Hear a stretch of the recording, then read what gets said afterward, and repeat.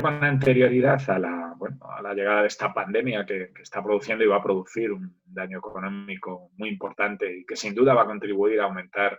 las desigualdades, las actuales desigualdades, siempre y cuando no se tomen las medidas correspondientes. Como decía mucho antes, ya se venía planteando la necesidad de acometer una gran reforma del sistema fiscal español y desde luego desde mi organización así lo veníamos planteando, dado que el sistema implementado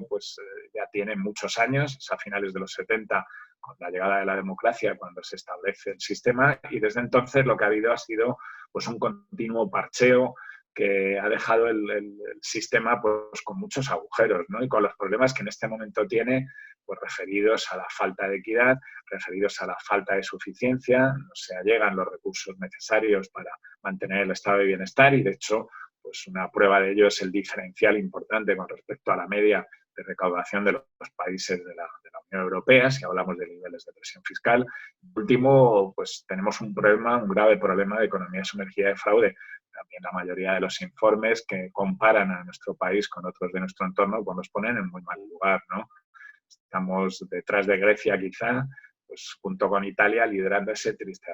ranking de economía sumergida. Por tanto, estos tres problemas son problemas que hay que abordar por esa reforma integral del sistema y que debe abarcar tanto a los impuestos estatales, a los grandes impuestos, como son el impuesto sobre la renta o el impuesto de sociedades, pero también a los impuestos cedidos a las comunidades autónomas, ese impuesto de sucesiones o ese impuesto de patrimonio que debido a esa competencia fiscal a la baja entre comunidades autónomas, pues están reduciendo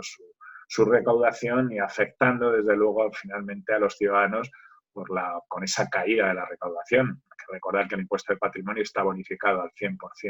en Madrid y son 1.000 millones de euros los que se han dejado de recaudar en el último año, que ha sido publicado de acuerdo con la última estadística publicada por la agencia tributaria.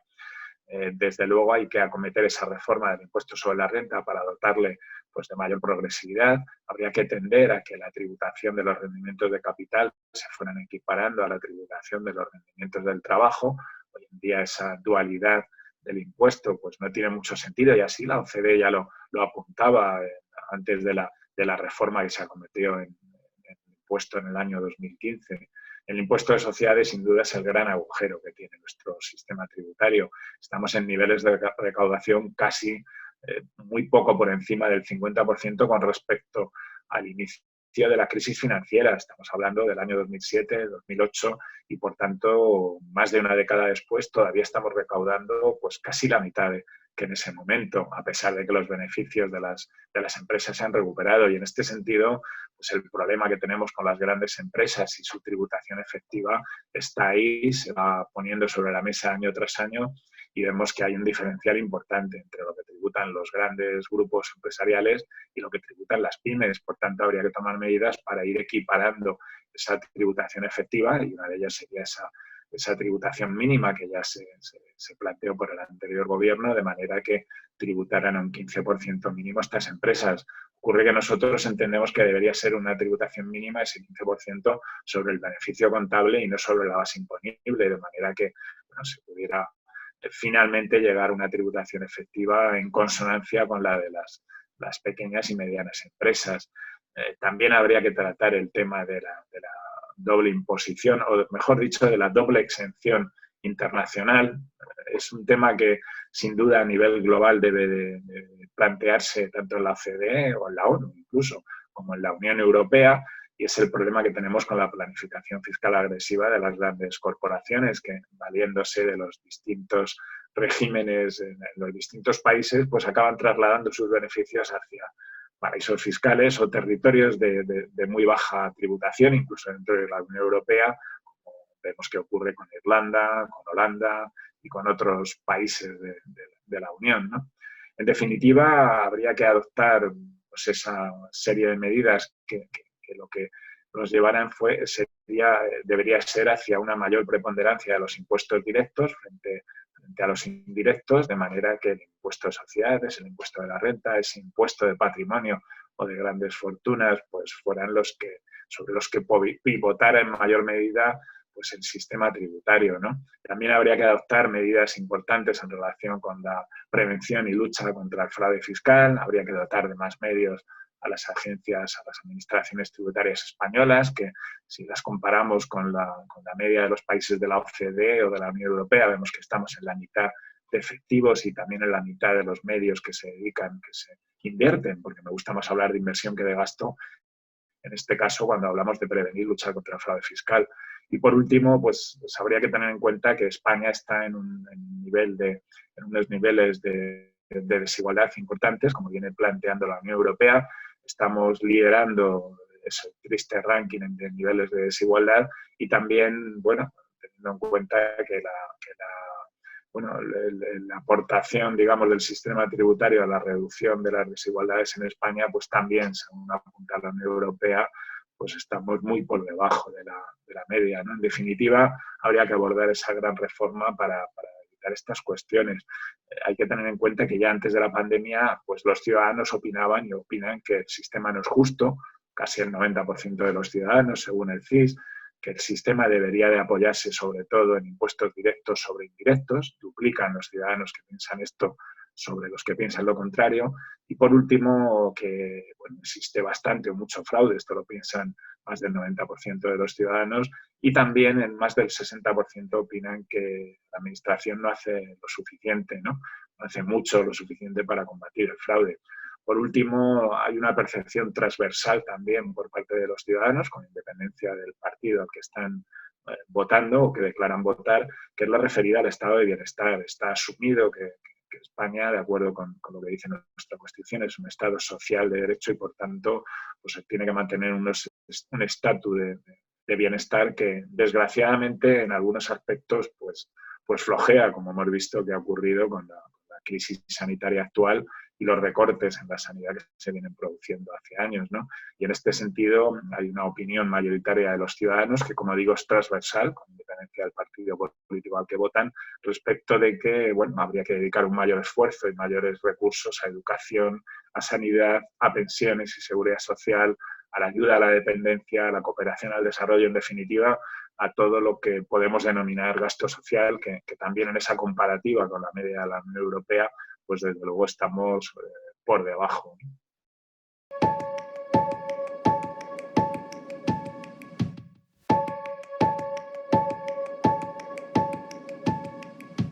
La existencia de los paraísos fiscales, sin duda, es uno de los graves problemas que tenemos, no solo en España, sino en la mayoría de los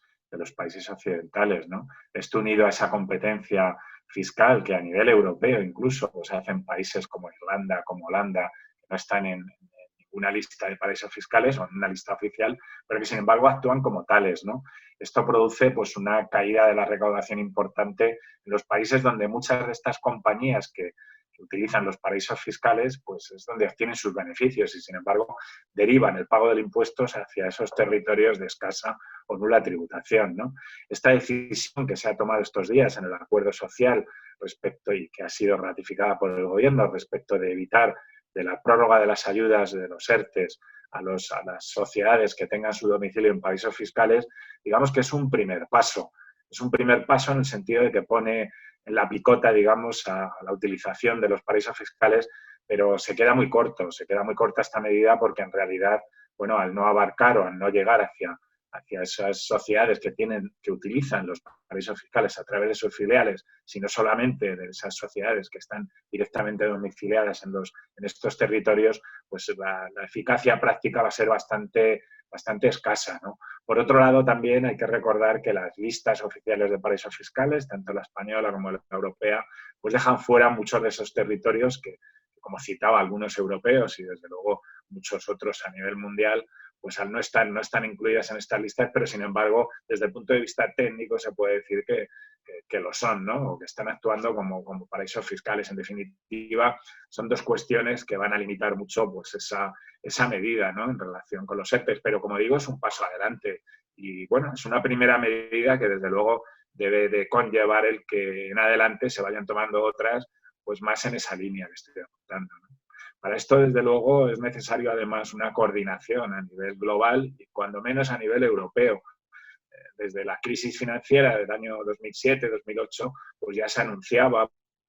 por parte de la Unión Europea, de los líderes de la OCDE, que se iba a luchar contra los paraísos fiscales. Sin embargo, desgraciadamente lo que vemos es que en este momento pues, están más bollantes que nunca. Si atendemos a todos estos informes que se publican por parte del Observatorio de la Responsabilidad Social Corporativa o de Oxfam Intermón, pues vemos que año tras año va aumentando el número de filiales de las empresas del IBEX en paraísos fiscales. Ya prácticamente todas pues tienen intereses en estos territorios sin que se acredite pues que tienen actividad en los mismos, ¿no? Y esto es algo que, desde luego, bueno, es uno de los temas pendientes y que, tras la pandemia y los efectos tan negativos que va a tener en la economía, pues surge todavía más, si cabe, pues esa lucha contra los paraísos fiscales.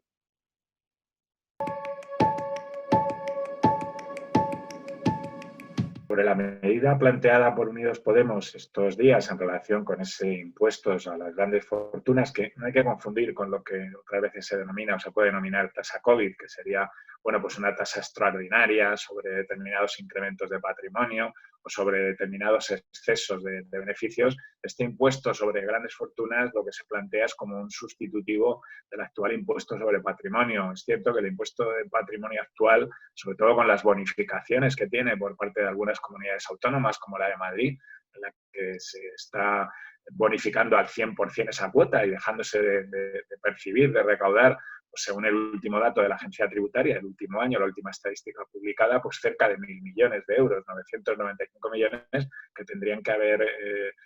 pagado, que tendrían que haber tributado pues apenas 16.000, 17.000 personas en la Comunidad de Madrid. Todo esto hace que haya que replantearse el impuesto y, en esta medida, bueno, este planteamiento de impuesto a las grandes fortunas es algo que desde mi organización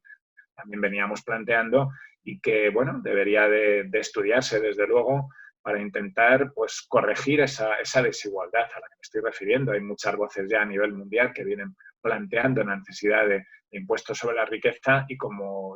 decía antes también, incluso el Fondo Monetario Internacional últimamente se viene planteando la posibilidad de que se implementen estos impuestos que no solamente deben de recaer sobre la posesión de inmuebles, de tierras, como son los IBIs y impuestos similares en otros países, sino que debe recaer sobre el patrimonio neto de las personas, como ocurre en esta propuesta que se plantea, ¿no? Es una propuesta que, bueno, según nos decían, estimaban en recaudar cerca de 11.000 millones. Lo cierto es que habría que ver cuáles son la escala de gravamen que finalmente se plantea, si es a partir de los 2 millones de euros, como se planteaba, o a partir del 1.000.000 de euros, mejor dicho, que quedaría exento. Habría que ver en el impuesto cuáles serían las bonificaciones, las exenciones. Ahora mismo en el impuesto de patrimonio, esa exención tan general respecto de la empresa y de las participaciones en empresas, pues habría seguramente que darle una vuelta, ¿no? De manera que, evidentemente, se protegieran las pequeñas empresas, los pequeños negocios, pero que no pudiera servir de válvula de escape del impuesto para grandes fortunas.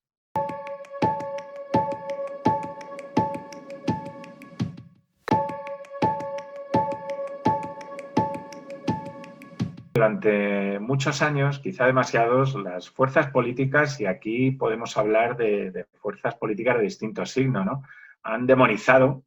por decirlo de alguna manera, los impuestos. Recordemos esa frase del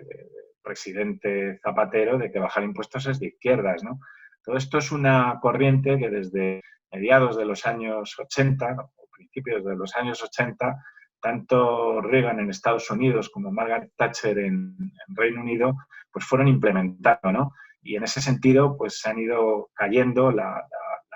preponderancia de los impuestos directos, han ido bajando los impuestos personales, los impuestos de sociedades, y a cambio han ido subiendo esos impuestos indirectos, ¿no?, como el IVA y otros impuestos al consumo, que son impuestos regresivos. Esta es una tendencia que, bueno, está basada en las tendencias, en los economistas neoliberales y en la tendencia de estos economistas que ven los impuestos como algo negativo, ¿no? Y que, en todo caso, al distorsionar el mercado y la economía, pues sí, como no hay más remedio que plantearse la existencia de impuestos, incluso los más liberales piensan que es necesario un Estado, aunque fuera mínimo, pues hablan de que, bueno, producen menos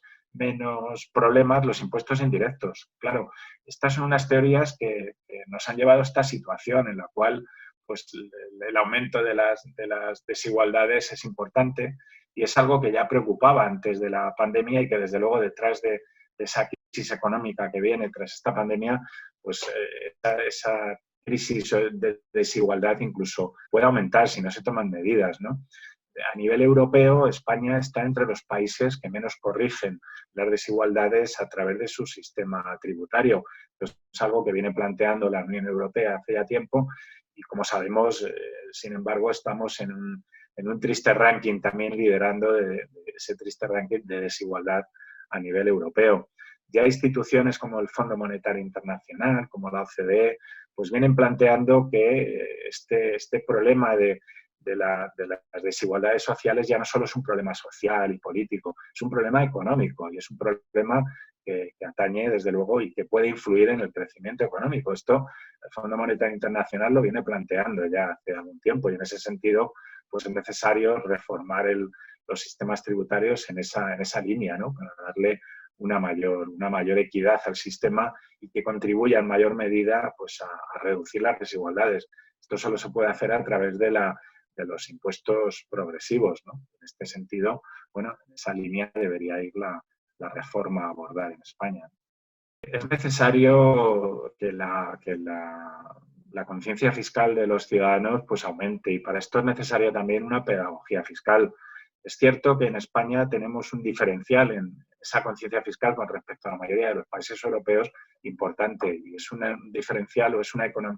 una conciencia fiscal baja que no está relacionada con parámetros geográficos, como a veces se dice, ¿no? Respecto de los países del sur. Está más bien relacionada con el proyecto democrático del país, ¿no? Llevamos 50 años de democracia casi, pero esto, si lo comparamos con otros países europeos, sobre todo en lo que a transparencia se refiere, pues estamos en pañales. Hemos aprobado una ley de transparencia hace muy pocos años, mientras que llevan la mayoría de los países de nuestro entorno décadas con esa transparencia. Y esto influye sin duda en esa percepción que tienen los ciudadanos respecto de los impuestos. En España, durante mucho tiempo, seguramente ha habido una idea de que por parte de los ciudadanos de que ha habido mucho despilfarro cuando no demasiada corrupción, ¿no? Esto, desgraciadamente, perdón, se ha visto refrendado por las noticias que durante los últimos años se han ido viendo. Y en este sentido, pues esa relación que hay entre los países con mayor corrupción, con menor transparencia y, por otro lado, con mayor economía sumergida, con mayor fraude, con menor conciencia fiscal respecto de lo que supone el pago de impuestos, pues se puede ver si lo analizamos en los países de la OCDE. Precisamente los países con mayores niveles de presión fiscal suelen ser los que tienen menores niveles de economía sumergida, pese a lo que, bueno, muchas veces se plantea que aumentar impuestos supone un incremento de esa economía sumergida. Esto sería así si no se plantea un control fiscal importante y si no mejora esa conciencia fiscal. En definitiva, es necesario hacer pedagogía, pero para esa pedagogía es necesario también que las élites políticas y empresariales pues den ejemplo. Y desde luego es un ejemplo que desgraciadamente en los últimos años no se ha dado, ¿no? Se ha minusvalorado la Comisión de Delitos Fiscales, bueno, por parte tanto de políticos como de empresarios. Hace no mucho al presidente de la OCDE, de la COE, le veíamos comparar pues, los delitos fiscales y las infracciones tributarias con las infracciones de tráfico, ¿no? Y en ese sentido, pues decía algo así como que ¿quién no ha cometido alguna vez una infracción de tráfico? Esto, desde luego, es algo perverso si lo que queremos es pues, concienciar a los ciudadanos de que a nivel de calle pues paguen su IVA cuando hacen esas reparaciones en su casa y desde luego pues vean con malos ojos a quienes están defraudando, ¿no?